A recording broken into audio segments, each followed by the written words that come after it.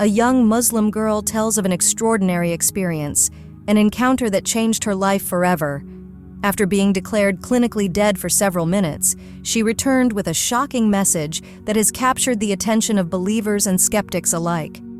According to her, Jesus appeared to her during this experience, delivering a profound warning to humanity, one that she insists cannot be ignored. What did she see?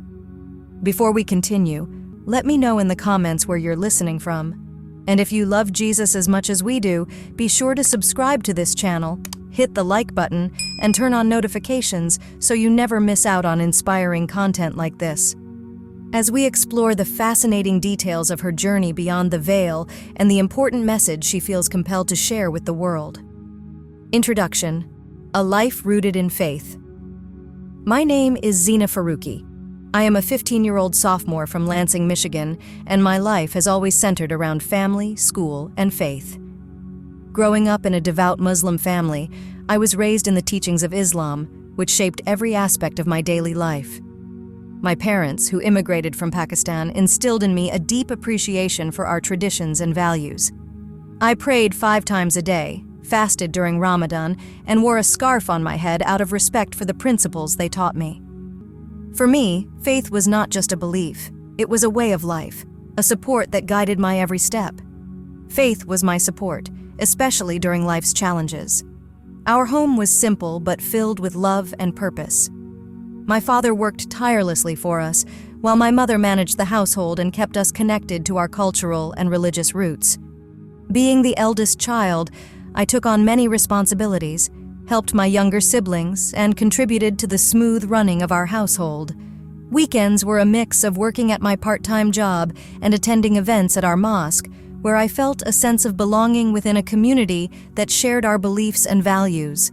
On the surface, my life seemed ordinary, but just beneath that veneer was a journey I never saw coming, a journey that would completely reshape everything I thought I knew about faith, life, and the afterlife. The ordinary morning that changed everything. It started like any other day. The morning news played softly in the background as I hurried to pack lunches and help my mom prepare breakfast. A snowstorm was forecast for later in the week, and my mind buzzed with the usual tasks: finishing homework, studying for a biology test, and helping my mom with grocery shopping after school. My little sister complained of a headache and begged to stay home from school, but my already stressed mom urged us to keep moving. As I loaded the dishwasher, I started to feel dizzy. At first, I dismissed it as exhaustion from staying up late. But when my vision began to blur and a strange weakness crept into my hands, I knew something wasn't right. I caught a glimpse of my mom's concerned face as I reached for my phone to check the time. Then, everything went black.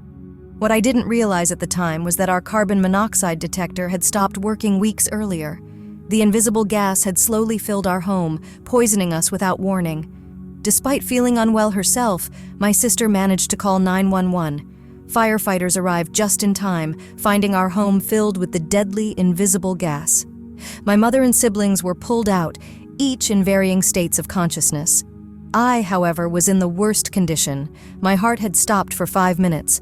I was clinically dead, crossing the threshold of death.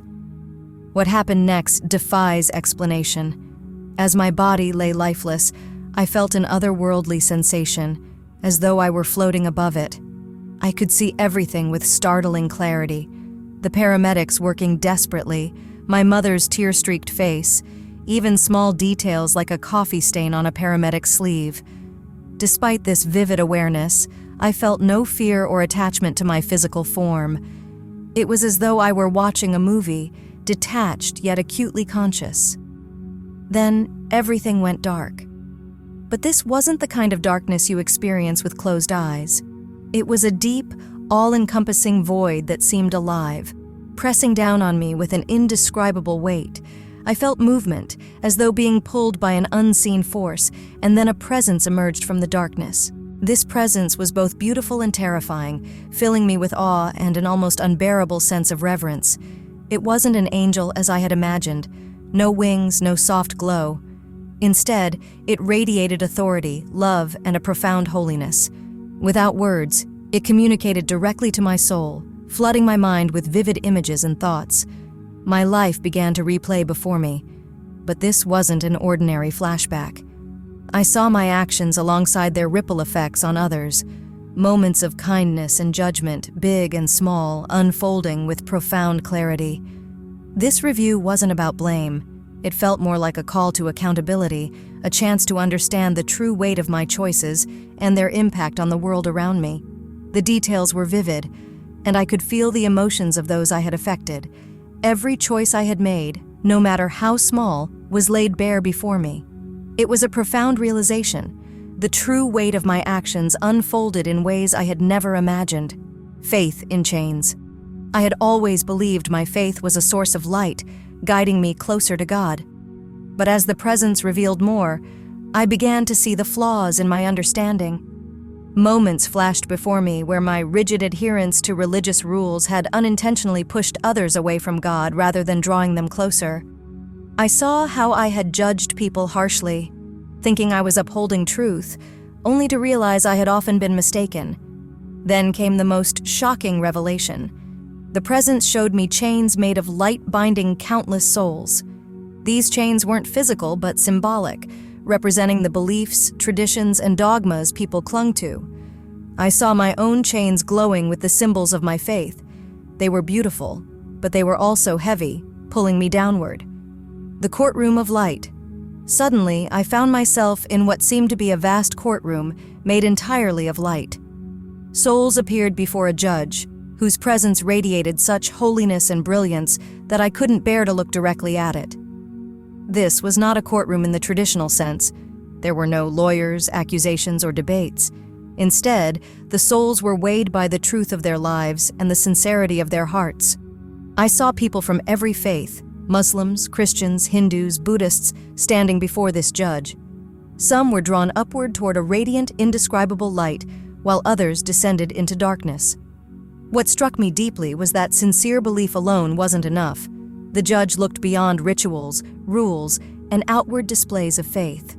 It seemed to search for something far deeper, the love, humility, and truth that resided within each soul.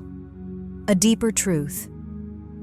In that place of unimaginable holiness, I encountered a truth that changed everything I believed. I saw him, Jesus, not just as a prophet, but as God himself. His presence was overwhelming, radiating a love so pure and unconditional that it moved me to tears. In his light, the misconceptions I had held about him dissolved, replaced by a profound truth that resonated in the very depths of my soul.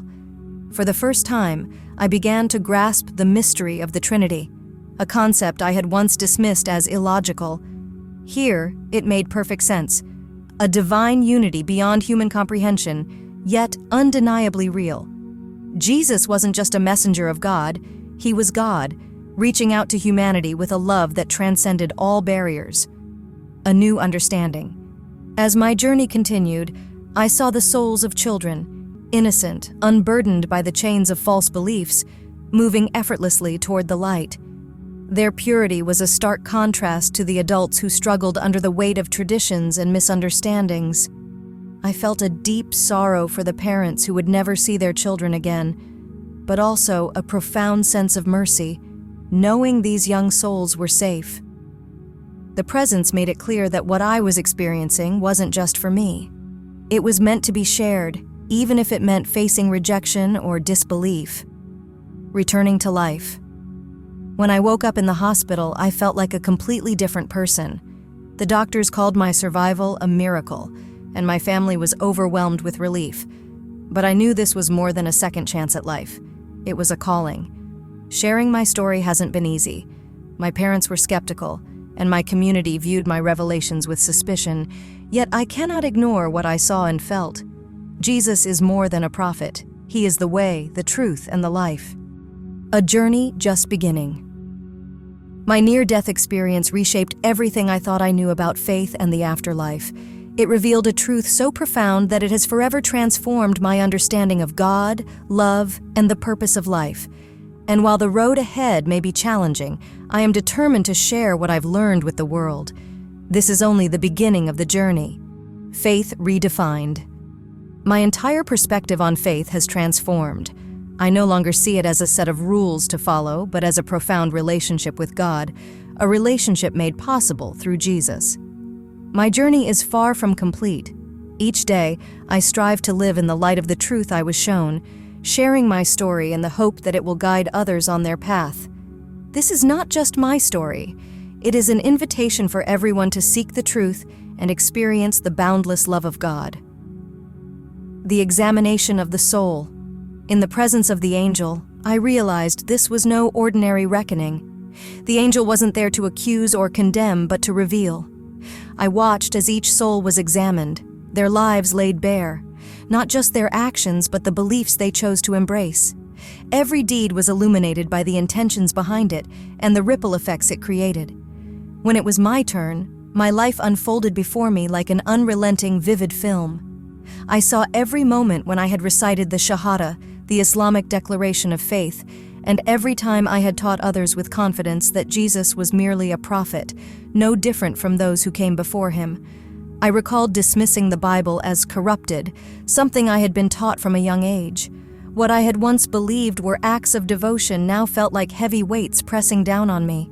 It wasn't just the actions themselves, but the realization of their impact. I saw how my words had shaped the beliefs of others, steering them away from truths they might have otherwise sought, and yet I wasn't condemned. Instead, the angel conveyed a message I will never forget. This wasn't the end.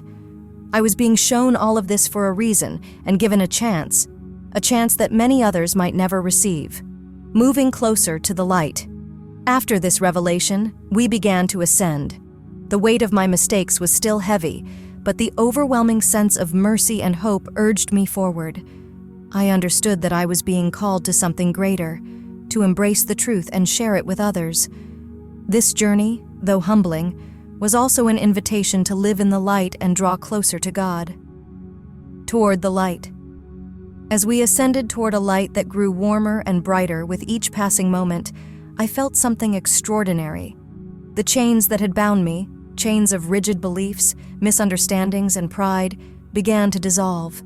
These chains, once beautiful in my eyes, had symbolized my faith and tradition. But now, I saw them for what they truly were, barriers keeping me from the ultimate truth. Then, I saw him, Jesus, but not as I had always believed, not merely a prophet or a messenger of God. He stood before me as God himself. His presence radiated a love so pure, so overwhelming that it broke me. I had never known a love like this, one that filled every part of my soul and left no room for doubt or fear. Tears streamed down my face as the misconceptions I had held about him faded away. In that moment, the truth of the Trinity was revealed to me, a mystery I had always dismissed as illogical. It was as if I was seeing color for the very first time. What had once seemed impossible now made perfect sense. The angel showed me the truth of Jesus' death and resurrection, events I had long considered distorted myths, but here they were undeniable realities, shining with a clarity that pierced through all my doubts. A call to share the truth. The angel's revelations didn't end there. I was shown how the world had misunderstood and distorted Jesus' teachings over centuries. Even many who claimed to follow him had often lost sight of his true message. I also saw how my own faith, while rooted in devotion, had been clouded by misconceptions and traditions that obscured the truth. It was a humbling and transformative realization. In that moment, I understood that this experience wasn't just for me. It was a call to share the truth I had been shown, to help others see the boundless love of God and the life-changing power of Jesus' message. Traditions and truths unveiled. I was shown how misunderstandings, traditions, and teachings had clouded the deeper truths about God. These layers, though well-meaning, had obscured the light of the true message. Then, I was shown something that would change the course of my life forever. The angel revealed the potential impact of my story.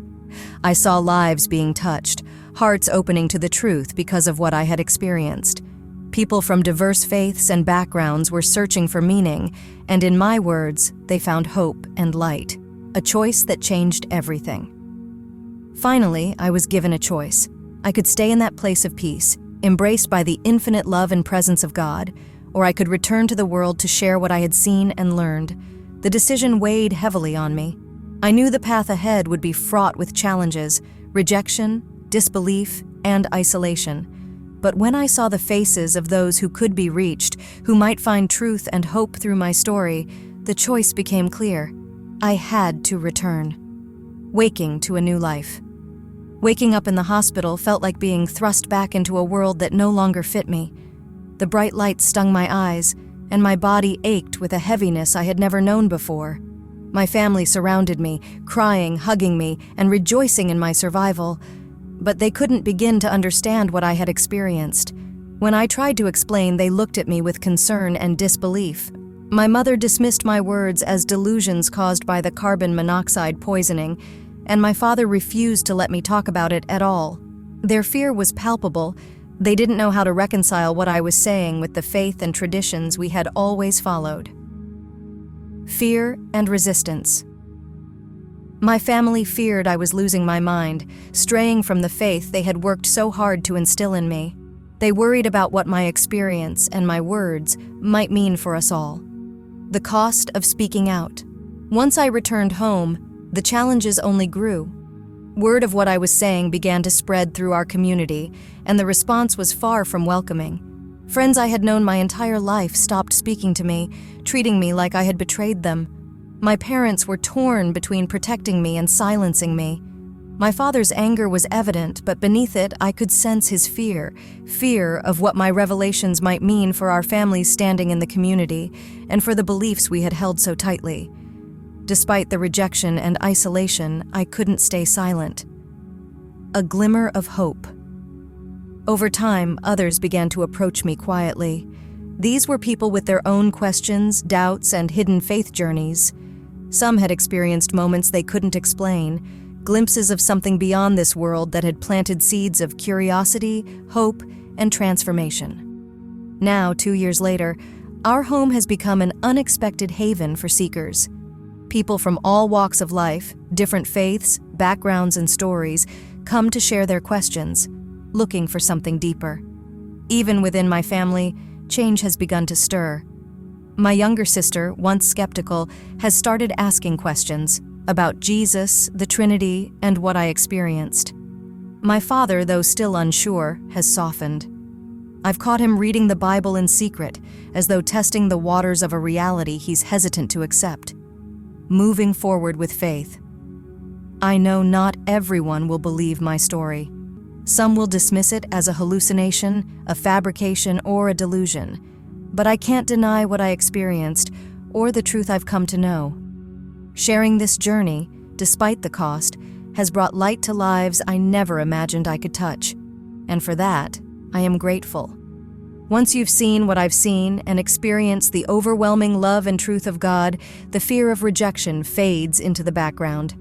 Every day, I live with gratitude for this second chance, hopeful that my story might help guide even one person toward the truth. If what I've shared resonates with you, I encourage you to pass it on. You never know who might be in need of this message, one of hope, love, and the profound truth that reaches beyond the world we know.